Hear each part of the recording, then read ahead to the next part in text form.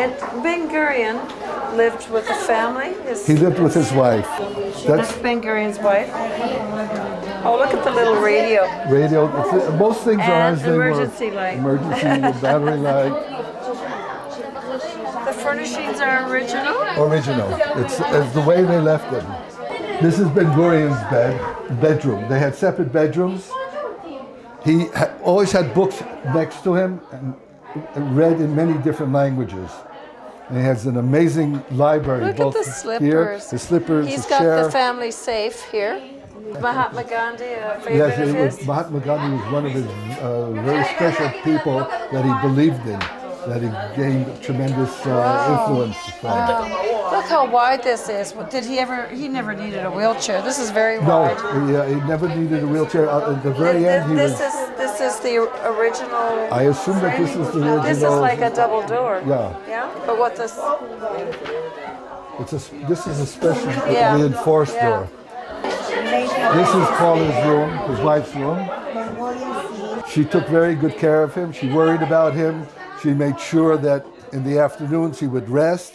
Even though when he had visitors from outside the country, she wouldn't allow his rest to be disturbed until after he was up and functioning, and people would wait outside for him to be available for them. How old was he when he passed on? He died in '73.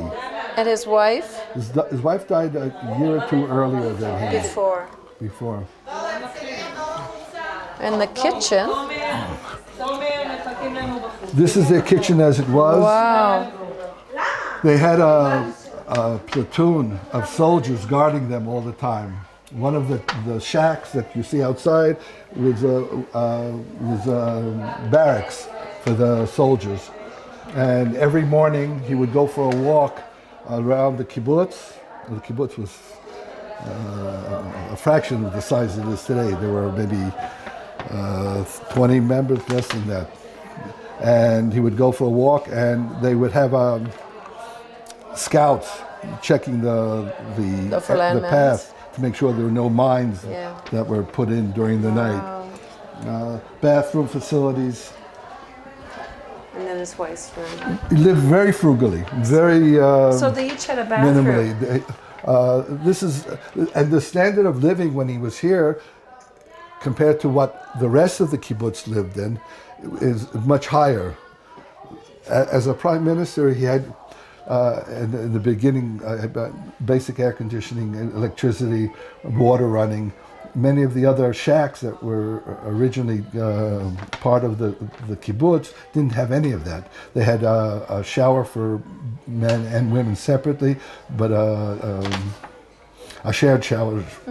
And they lived in shacks. It was only until after his death that the kibbutz started to grow, develop, and absorb new members. But his, if you could look at the pictures, this is a picture of their family. This would be a very cold house in the winter, I would expect. Yes, there's a problem with the heating. Now you've got electric heating above the doors, but yes, but in the winter, how was it heated? Gasoline heaters. Gasoline. That's how the kibbutz look at his heated map. them. This is an original map. This is an original. This whole area is the way. This is where he received guests, where he would have conversations.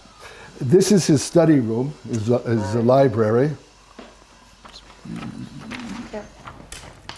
This is only a very small part of his library. He would sit here at his desk,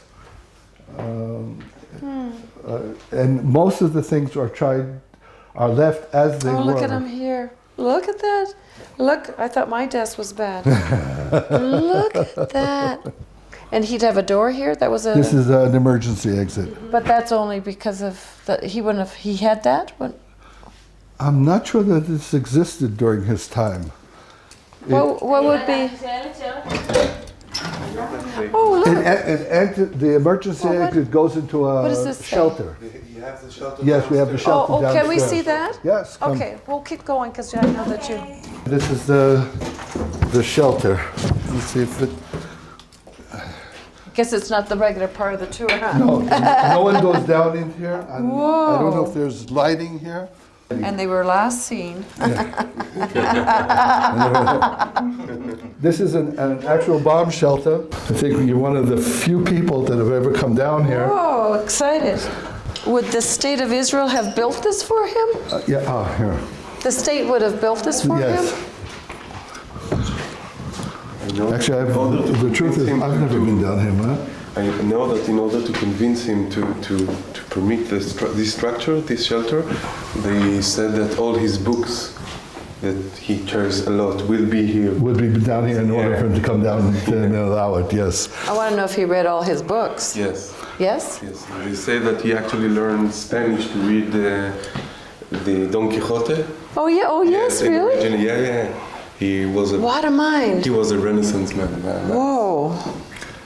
Here's a picture of him with de Gaulle, Dwight Eisenhower. Yes, A visit to Burma?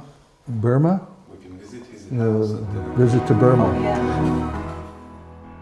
When I looked out my window today and saw a tree standing before me, the sight awoke in me a greater sense of beauty and personal satisfaction than all the forests that I have crossed in Switzerland and Scandinavia. For we planted each tree in this place and watered them with the water we provided at the cost of numerous efforts. Why does a mother love her children so? Because they are her creation. Why does the Jew feel an affinity with Israel? Because everything here must still be accomplished. It depends only on him to participate in this privileged act of creation. The trees at Sadeh Boker speak to me differently than do the trees planted elsewhere, not only because I participated in their planting and in their maintenance, but also because they are a gift of man to nature and a gift of the Jews to the compost of their culture.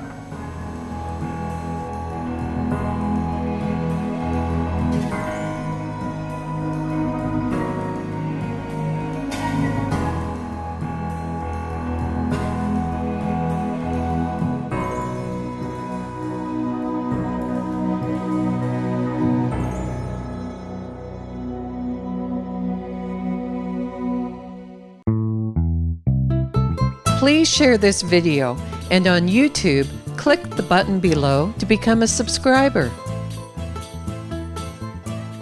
In consideration of Canada's 150th birthday, please consider 150 ways to bless Israel through your Christian embassy, the ICEJ Canada.